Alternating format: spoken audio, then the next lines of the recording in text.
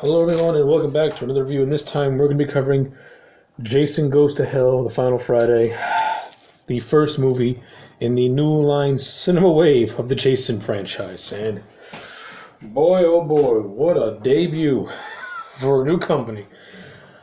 Sean Cunningham returns as producer of the Jason movies after leaving the franchise after the first movie. This thing is directed by Adam Marcus and co-written by Marcus and Dean Lowry. Jason Goes to Hell. It's a movie with a very divided audience. You either like it or you hate it. I'm in the middle ground, but I lean towards more not liking it too much. This movie has things I do like and things that I absolutely despise. Some of the things I do like is this. Kane Hodder as Jason is always good, so no problems with that. Some of the kills are pretty cool. I like the sleeping tent kill.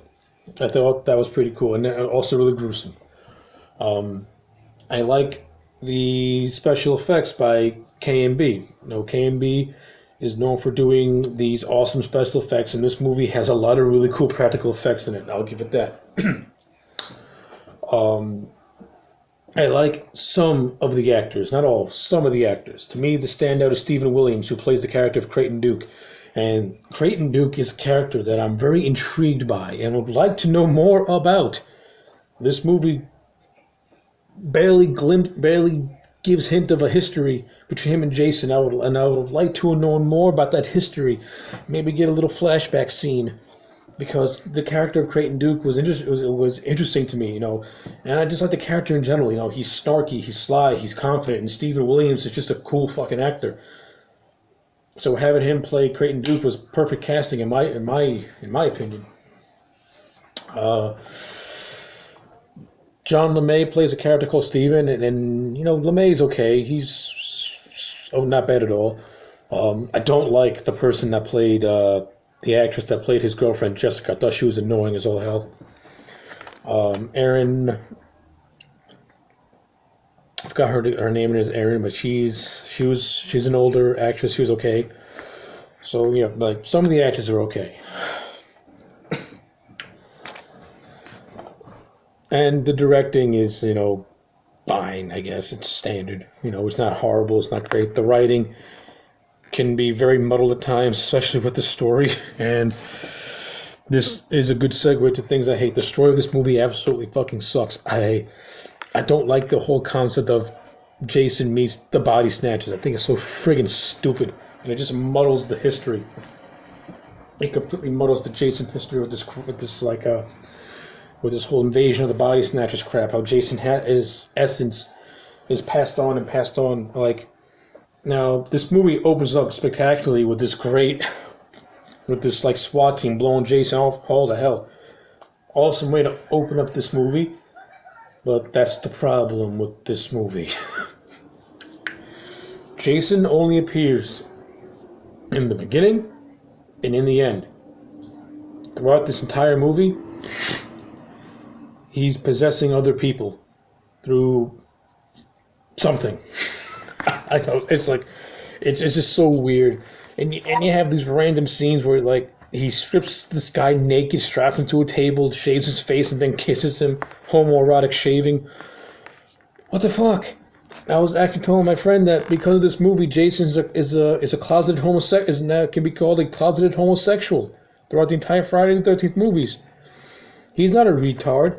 He's a closeted homosexual taking out his frustrations because he can't come out of the closet that he's gay. Thank you for making Jason gay.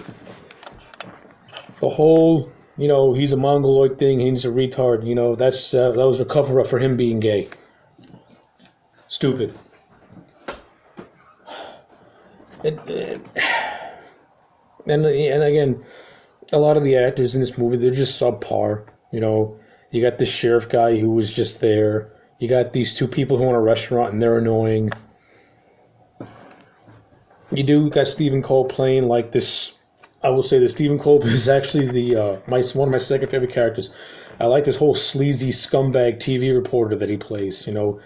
he plays a riff on those like internal affairs, unsolved mysteries type people, and he's such a scumbag, you know. And I love how he admits to his boss that I stole my girlfriend's mother's corpse and then I went to her house and I fucked her daughter. He did it in the Voorhees house too. Another thing I do like the whole look of the Voorhees house. I do like a lot of the in-jokes, and I do like that, you know, the Necronomicon from the Evil Dead makes an appearance in this movie. Apparently, you know, Pamela Voorhees seduced Ash and got the Necronomicon as a way to try and resurrect Jason. That's the only reasoning I can fathom for that book even being in this movie. Pamela seduced Ash, and Ash was stupid enough to fall for it. That could have been a very interesting movie. Actually, I would pay to see, you know, Pamela and Ash in a movie together. I think that would be fucking hilariously cool. And then at the end, you see her grab the Necronomicon and run off the crystal lake to try and resurrect Jason. I think that could make for a very fun movie, because this movie is just wow. I don't know what else to say. I really don't know what else to say. Like this.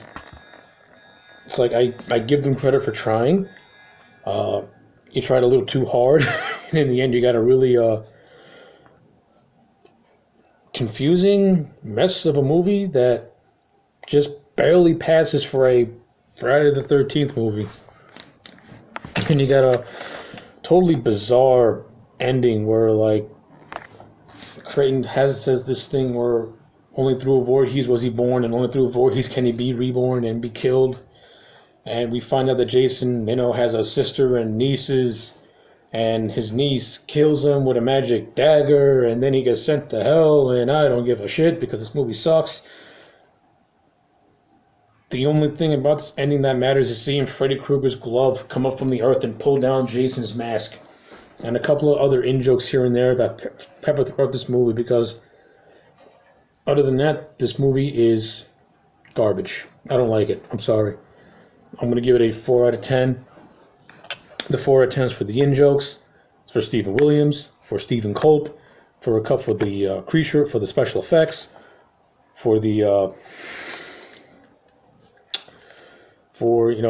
some of the visuals, because there's a lot of scenes, a lot of visual cues I do like that maybe come across as very film schooly, but I thought they're pretty cool. And the overall look of the Voorhees house, which I thought looked great. This run-down house smack dab in the middle of Crystal Lake. I like that overall look also, because it's like a classic haunted house, and you know I'm a sucker for those. So yeah, 4 out of 10. This movie sucks. Skip it. Trust me, you're not missing much. I'm AJ Legend. Like, comment, subscribe. Check you back next time for more.